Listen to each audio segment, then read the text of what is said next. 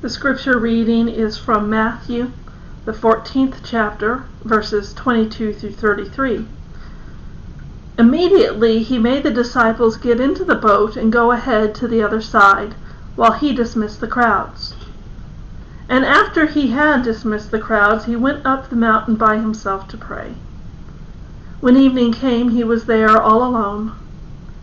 But by this time the boat, battered by the waves, was far from land, for the wind was against them. And early in the morning he came walking toward them on the sea. But when the disciples saw him walking on the sea, they were terrified, saying, "It is a ghost!" And they cried out in fear. But immediately Jesus spoke to them and said, "Take heart, it is I. Do not be afraid." Peter answered him, "Lord, if it is you, command me to come to you on the water." He said, "Come." So Peter got out of the boat, started walking on the water, and came toward Jesus. But when he noticed the strong wind, he became frightened, and beginning to sink, he cried out, "Lord, save me!" Jesus immediately reached out his hand and caught him, saying to him, "You of little faith, why did you doubt?" When they got into the boat, the wind ceased, and those in the boat worshipped him, saying, "Truly, you are the Son of God." This is the word of the Lord. Thanks be to God.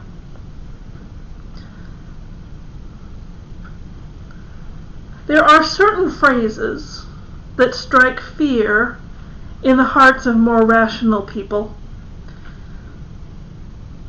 What could possibly go wrong?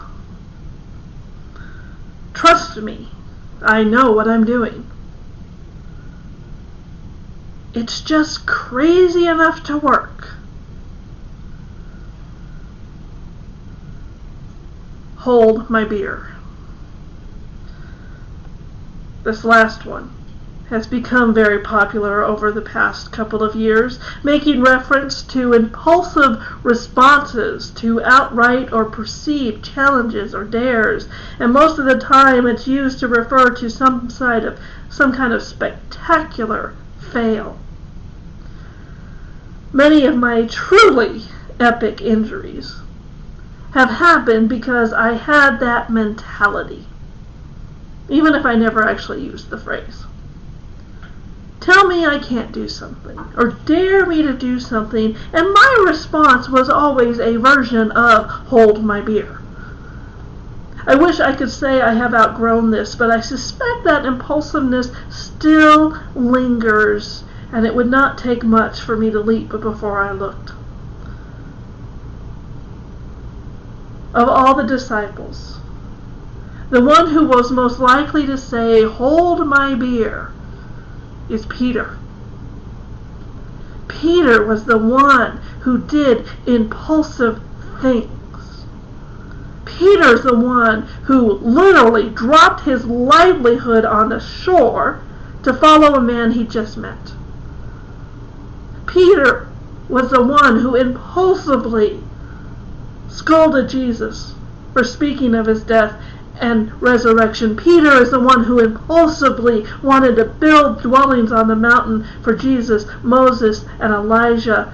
Peter is the one who hotly denies he would ever deny Jesus. And today's passage seems to be the epitome of Peter's impulsiveness. Many of us grew up with this story as a cautionary tale about doubt. We were taught that Peter failed because he doubted. He had little faith.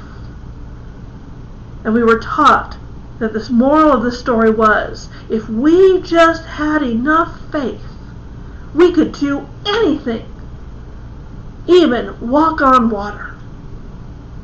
And in the face of that particular teaching, natural law, physical limits, and or the fates themselves respond with, "Oh yeah, hold my beer."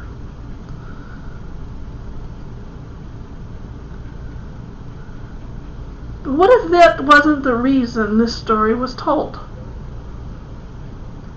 What if this is not a story about faith as a lack of fear, and more about faith being the very impulsiveness that makes Peter step out of the boat in the first place.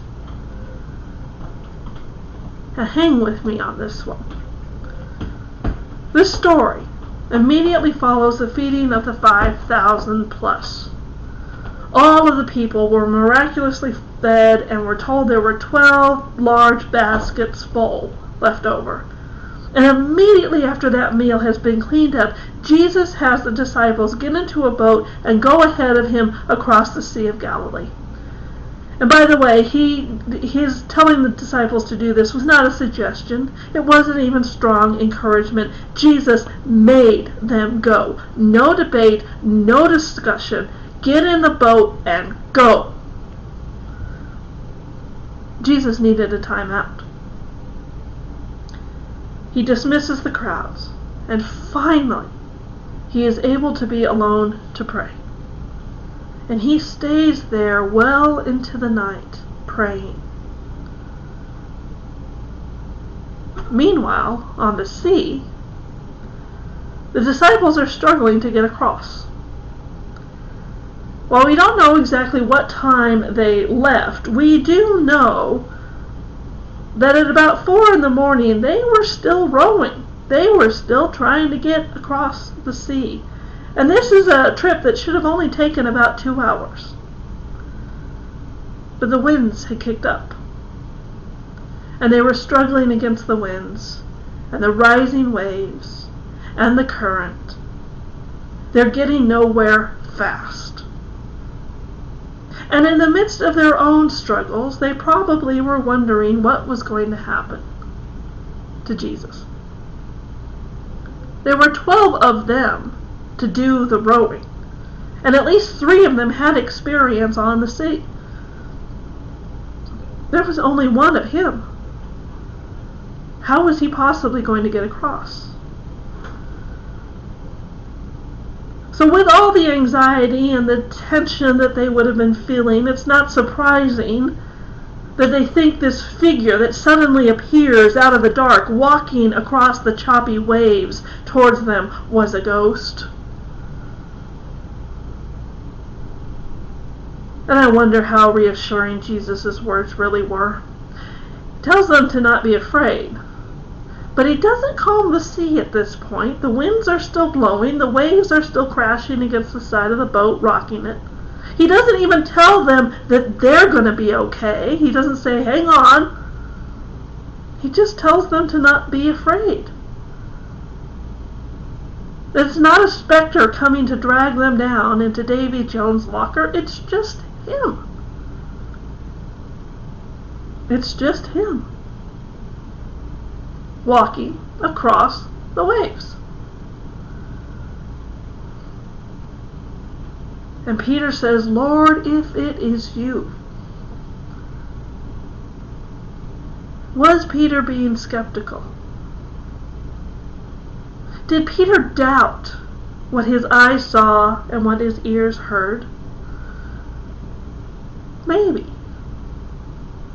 But as I said earlier, what if it's not about doubt at this point?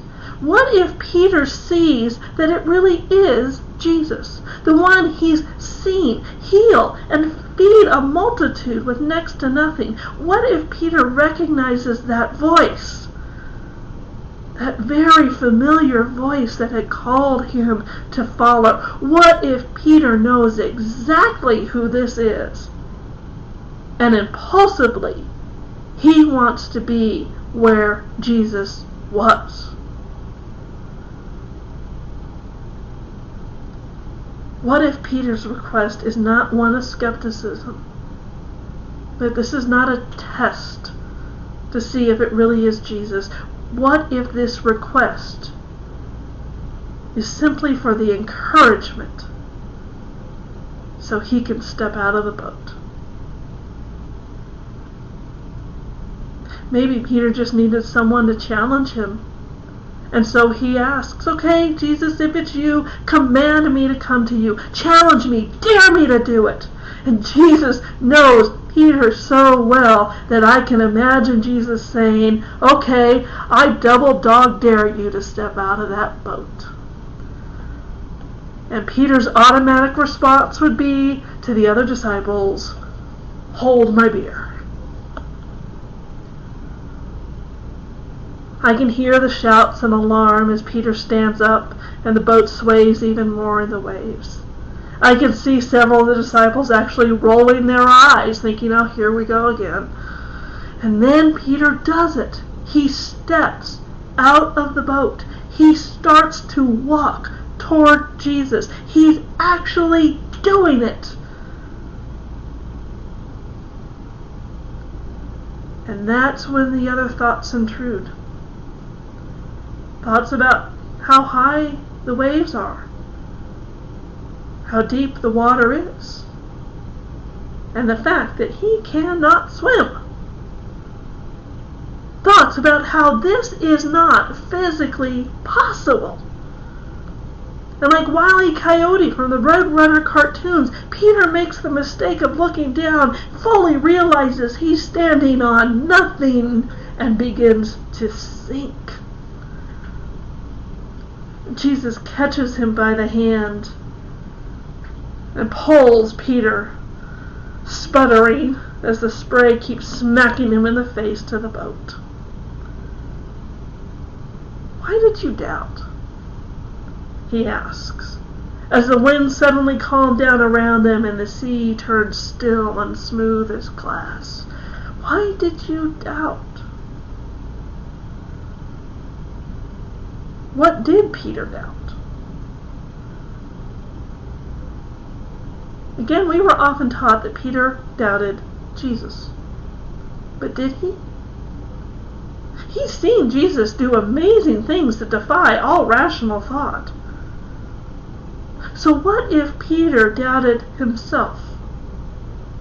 What if Peter doubted that he could walk on water because he knew he was not the Son of God, but a mere impulsive mortal? And what about the other disciples who stayed safely in the boat? What were they feeling? Fear? Concern? Anger at Peter for taking such a risk? Amazement at Peter taking such a risk? Jealousy that they weren't able to bring themselves to such impulsive acts that would take them to where Jesus was? They had stayed in the safe confines of the boat. They were rational, practical people who would never have imagined stepping out of the boat was even a possibility, so they stayed in the boat. Even when it looked like Peter might succeed, they stayed in the boat. Peter stepped out of the boat. Peter stepped out of the boat because he wanted to be where Jesus was. He has witnessed the amazing power of Christ through the feeding of the multitude. He has experienced the compassion. Again, compassion is that gut feeling that compels one to act. And he had experienced that compassion that Jesus had for those who were hungry, lost, sick, silenced, oppressed. He is just beginning to get a sense of who Jesus is, and he longs to be a part of it, even when it's risky. Even when the rational voices around him say, "It's not possible." Don't be stupid, Peter. You can't walk on water just because someone says so. "Oh yeah?" says Peter. "Hold my beer." We are in the boat. We are trying to get across the sea. And we are being buffeted by waves and winds and everything that 2020 has decided to throw at us. It's a struggle. It's tiring. And it's tempting to just stop rowing, hunker down in the boat and just ride it out. But there's this figure. There's this figure walking across those waters toward us.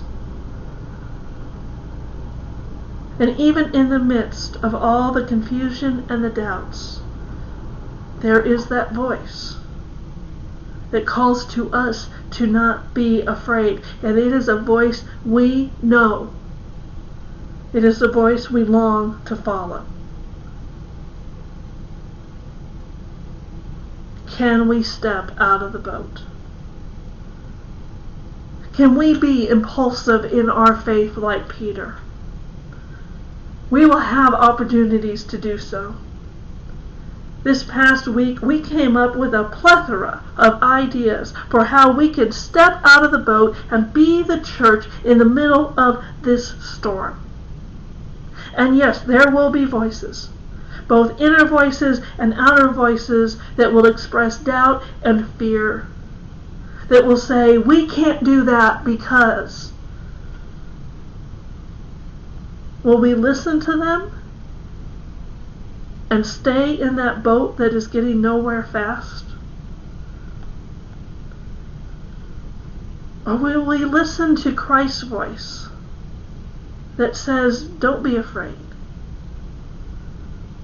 Will we take a deep breath? And will we step out? Even if we begin to sink. Even if what we try seems like a flop, we will not have failed. We will not have failed because we are not faithless. We will not have failed because we dare to believe in the one who calls us.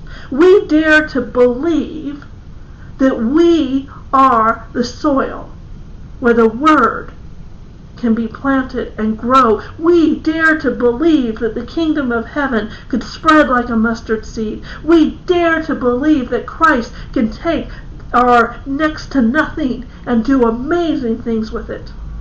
And with all of that to believe, how can we possibly stay in the boat? So here's the challenge. Here's your dare. Step out of the boat. Yes, it's stormy. Yes, it's scary.